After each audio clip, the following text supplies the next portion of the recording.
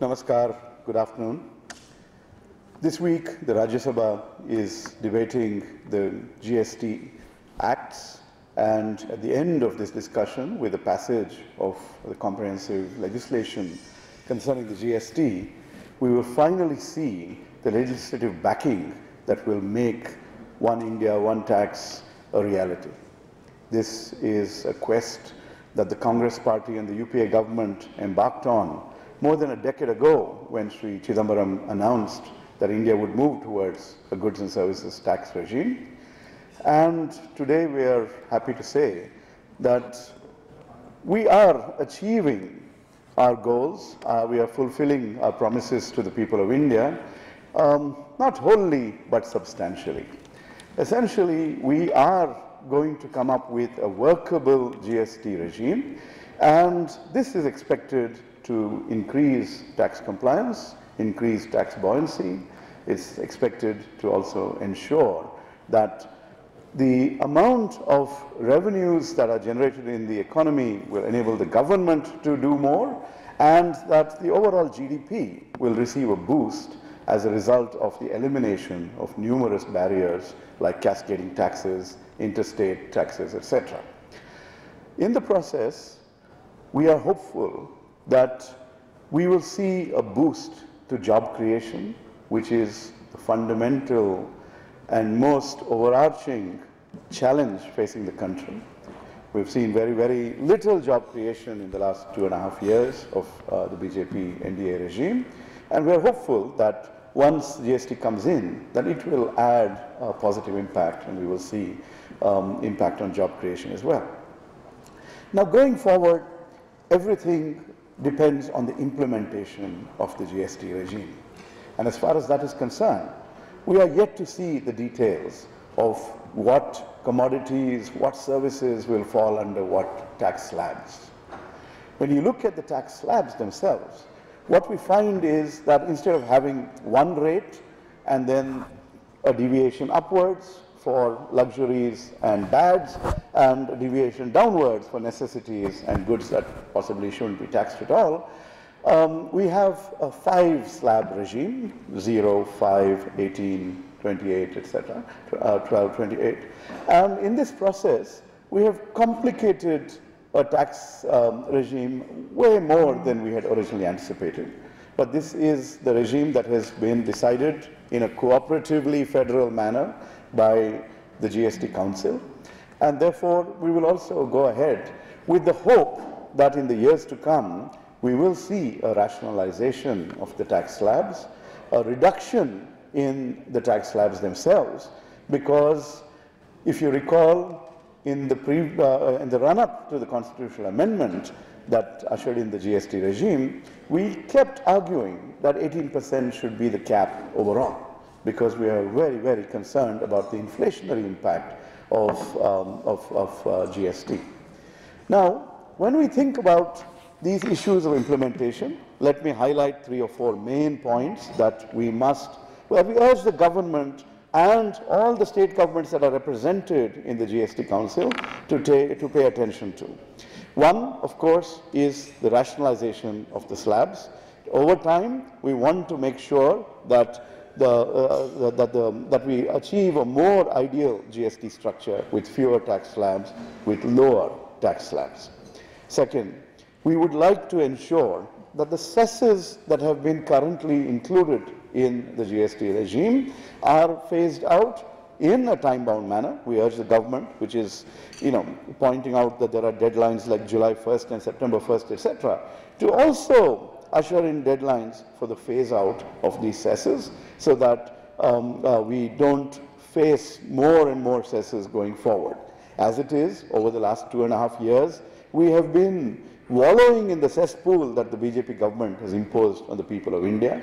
We have been suffering from an increase in indirect taxes that they have continued to impose on every Indian citizen.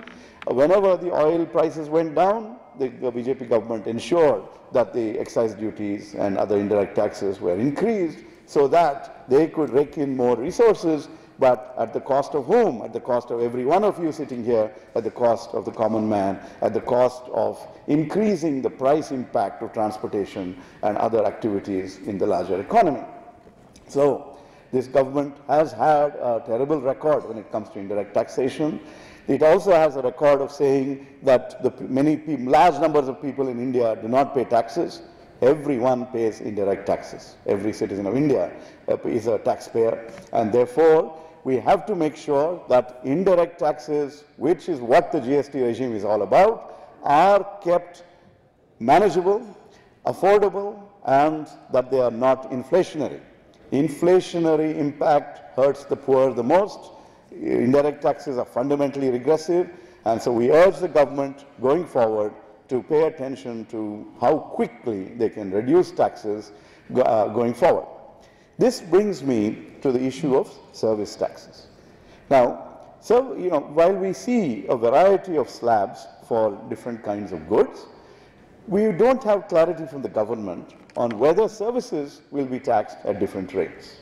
Let me urge the government not to be fixated on just 18% for services. There are numerous different kinds of services. The issue should be, just like we ask the question, what goods does the common man consume? And therefore, we try to minimize the impact on the common man by either having 0 or 5 or 12% tax rates. Similarly, those services which most significantly impact the common man should be included in a lower slab. For example, house rent. You know that service taxes have been going up over the last few years, and they're now in total with the cess is about 15%. Now, if they go up to 18%, someone who by definition is a person who does not own a home and is therefore someone who is renting a home will have to pay even more in terms of the service tax component. This is from 15 to 18%. This will hurt the person who is trying to rent. This will also affect all the purchases that we make when we eat out. A lot of activities, our telecom bills will go up. So these are issues that the finance minister should take serious note of, should bring to the attention of the GST Council, and ensure that going forward these matters, these items are included in slabs which are more appropriate for those services that are consumed by the masses. Now, there are certain other issues about exclusions. We have petroleum products, we have tobacco, we have alcohol, we have real estate. Numerous such exclusions exist in the current regime, and maybe 30–40% of taxable items by value would be excluded. And again, we urge the government to push forward negotiations in a time-bound manner to ensure that everything, that we ultimately don't have anything out of the GST net. This is going to require a lot of effort and convincing of states, but that is part of the job of the government, and we urge the government to do the right thing. Now, if you look at the tax rates in India, we are very worried that we may become routinely 18%. Now, if you look at rich countries, developed countries, the GST tax rate is less than 17% on average, and in emerging economies it is 16.6% on average. If that is the case, why should Indian tax rates be 18% and above on average, in which case India would become a high tax economy which will only hurt the ability of the economy to attract investments, and for economic growth will also be hindered. Now, going forward, there are some other implementation issues during the transition period. See, for example, any company that has less than 1.5 crore turnover annually will be assessed by the state government. Anything above that will be assessed by the central government. Now, a company may do very well in 1 year and may do less well the next year. Are we going to end up with a situation where companies are going to oscillate between center and state in terms of tax assessment and filing, etc.? That is just one example of the numerous questions. Many others have been raised by the Chief Economic Advisor, Arvind Subramaniam, in a range of similar articles across newspapers yesterday. And so these are issues. Again, the challenge faced by small companies who have to register across states. If you are involved in interstate commerce, you will have to have multiple registrations across states. Why cannot the government think of a centralized registry which will address this issue and ensure that that ease of doing business that we keep talking about and hearing about, that we actually do something about it in this context as well? Now, other issues that we are faced with have to do with an issue related to this, with whether the technology, whether the network is ready for implementation on July 1st. We urge the government to ensure that enough and adequate testing is done. There is time. Make sure that people don't go through numerous iterations and run into trouble with the existing system. The reason we are really concerned about this is because of the numerous tax regime changes that have been brought in the finance bill, and which empower the tax authorities to really go after companies, to go after individuals for non-compliance, even without having to give a reason. Now, if there are problems with regard to the software, with regard to the technology for filing your returns, etc., then for no fault of one's own, a company or an individual could be penalized by the tax authorities, and that can result in harassment and tax terrorism, to put it more aptly. That is what we have to ensure does not happen, and the government must put in place the testing of the technology before rolling it out, and ensuring that people do not face problems and then the harassment from tax authorities. Going forward, we are very, very happy that this unified market is being created within the country. But there are also many economists and political economists who are pointing out to some other issues in the larger economy. For example, the political economist Praveen Chakravarti has highlighted the regional disparities that exist within India. The three richest Indian states are 3 times as wealthy as the 3 poorest large Indian states, right? So we see that going forward, there is concern about divergence of economic growth between states.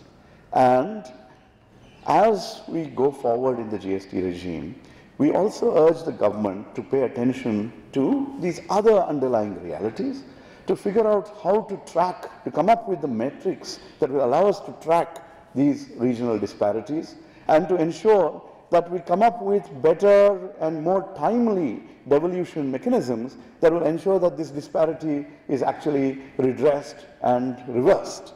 That would be something that is particularly of concern, and we urge the government to pay very, very serious attention to this. In any case, we are hopeful that during this transition period, that the government will make sure that taxpayers are enabled to participate in the GST regime in the smoothest possible manner. We are looking forward to the elimination of interstate checkposts and the smooth movement of traffic and freight between the states of India. We are looking forward to one market. This is what Mr. Chidambaram promised more than a decade ago as part of the UPA's commitment towards GST. We are looking forward to GST becoming a tangible and impactful reality that helps India's growth rate grow even further. Thank you. I'll take questions. Sir, Congress party की तरफ से GST पर राज्यसभा में कौन-कौन सा संशोधन लाया जाए?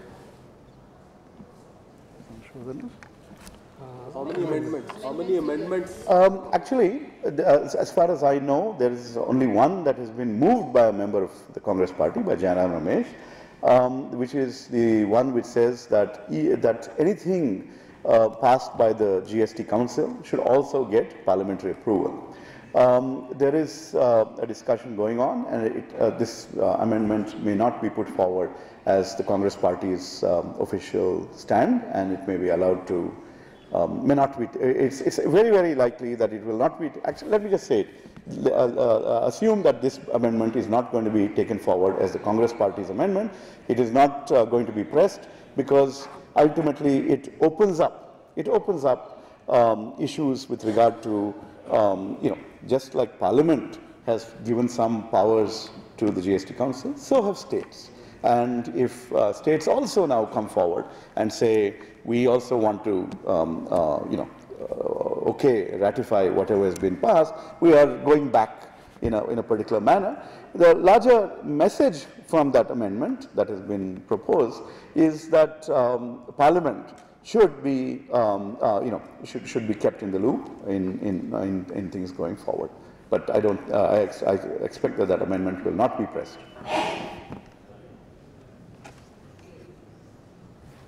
Sir, I have a separate question on the jail that we are doing. Sir, in the Bangalore jail, Shashikala has been given a VIP treatment in the sense that has been 14 visitors in 31 days that she's been allowed, where ideally any other prisoner is only allowed one visitor for 15 days. So why is she being given out this VIP treatment in the Bangalore jail, and what should actually be done? We will have to find out. We will watch your story and learn the details, and then also make inquiries and revert to you. We don't have the exact. This information is what you are claiming. We do not know whether that is true or not. Yeah. In the past, many VIPs from the BJP have been in that jail. So maybe there are, Mr. Yediyurappa was there, Mr. Katta Subramanian Naidu was there. The BJP state leadership has all graced the corridors of Parappana Agrahara prison, and maybe there is some practices that they try to introduce there, which are not appropriate. And if your story and if your facts are true, we will pass on the information to the state government and ensure that some rectification takes place. Sir, Uttar Pradesh सरकार ने ऋण माफ किया है किसानों का। पंजाब में भी आप लोग की तरफ से वादा किया गया था। राहुल गांधी ने भी कहा कि उत्तर प्रदेश सरकार का फैसला सही दिशा में है, लेकिन आंशिक तौर पर उन्होंने अपना वादा पूरा किया। पंजाब की सरकार माफ करेगी जो वादे किए गए? The Congress Party is very supportive and has a track record of responding to farmers in distress by addressing the loan burden that they face. This has been done during the UPA government. This has been done by various Congress governments, and the Punjab government will also fulfill its election promises.